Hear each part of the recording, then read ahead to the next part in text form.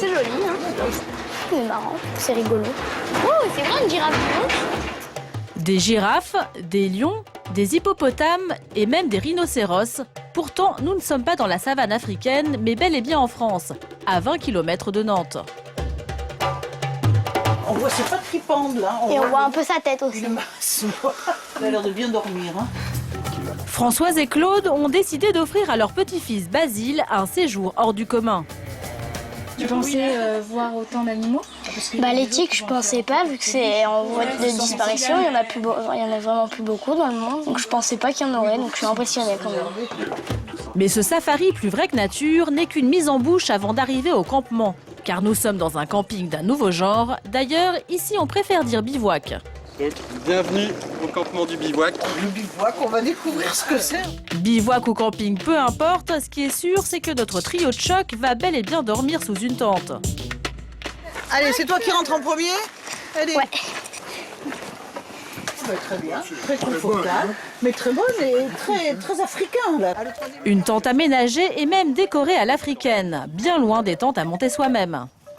Est-ce que c'est confortable? Ah, oui, c'est un peu dur, hein. Ouais, mais ça va. Ça va ah, Nicole n'a encore jamais dormi sous une tente. Elle n'est pas tout à fait tranquille. non, je pense que la nuit, il va pas faire trop chaud. Qu'est-ce que c'est ça? C'est les animaux qu'on entend? Il faut dire que les tentes sont plantées en pleine nature, à seulement quelques mètres des animaux sauvages.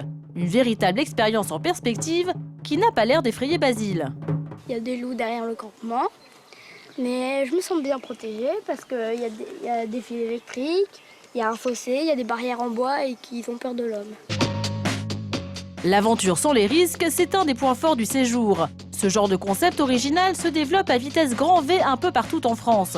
On les appelle les néo-campings. Cabanes dans les arbres, yourtes mongoles, roulottes, des formules étonnantes et à tous les prix qui attirent petits et grands aventuriers.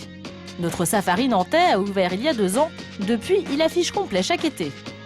Quand la météo est de la partie, que les loups, les lions, tout le monde est de la partie, c'est vrai que c'est un dépaysement total. On est à 15 minutes de Nantes et en même temps au cœur de l'Afrique. Et il y a toutes sortes de sons, c'est une aventure un peu hors du temps. On va récupérer un peu de bois.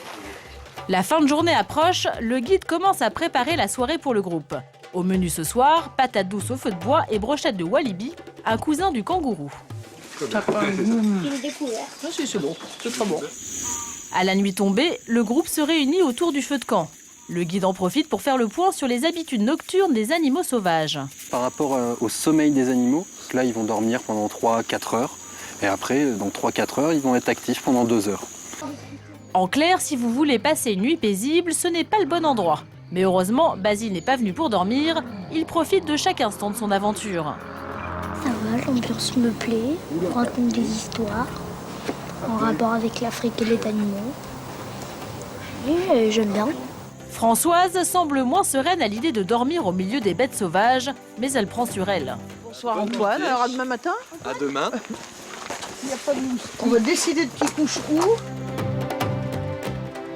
Françoise a décidé de positiver. Pas de bêtes féroces cachées sous les draps, c'est déjà ça. Pour l'instant ça va très bien, mais on sait pas. On espère qu'on passera une bonne nuit, oui. Alors bonne nuit, nous allons nous coucher et hop, j'éteins la lumière. 6 heures du matin. Mieux vaut être prévenu, à cause des bruits d'animaux, impossible de faire la grasse matinée. En tout cas, Françoise semble avoir survécu à sa première nuit. J'ai entendu les animaux, mais je sais pas lesquels, sur le matin plutôt. Rien à dire et ça s'est pas mal passé. Oui, j'ai très bien dormi. Non, j'ai pas entendu les animaux. Si vous aussi, vous souhaitez partir à l'aventure sans prendre l'avion et sans décalage horaire, comptez 160 € par jour et par personne. Ce n'est pas donné, mais comparé à un vrai safari, ça reste une bonne affaire. Regarde, celle-là, c'est la nôtre. Alors, regarde-moi ça. Nous sommes en Vendée, sur l'île de Noirmoutier. Richard et Alice, sa fille de 12 ans, découvrent la tente dans laquelle ils vont passer une semaine de vacances. Oh là là! Ici encore, rien à voir avec un camping classique. Richard et Alice découvrent avec enthousiasme leur tipi tout confort de 25 mètres carrés.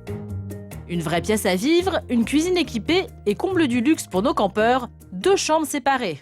Allez, moi, je prends celle-là. Celle-là va être très bien. Ça, c'est la chambre du père. Alors, ici. Bon, il y a de la place. Et ce qui fait toute la différence, une vraie salle de bain et même des toilettes. On n'aura même pas à aller avec notre rouleau pour traverser le camping. Oh, génial. On se sent bien, on se sent chez nous, non? C'est grand. Très agréable. Très content d'avoir choisi cette option.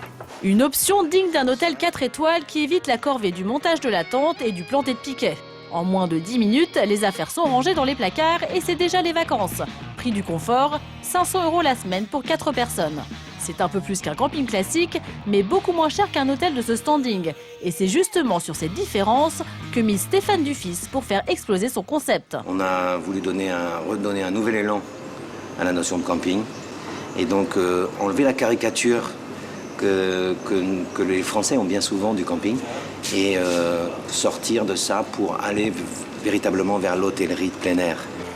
Piscine chauffée, jacuzzi, salle de sport aux équipements dernier cri, hammam et même un vrai spa, ce camping de luxe n'a décidément rien à envier aux grands hôtels.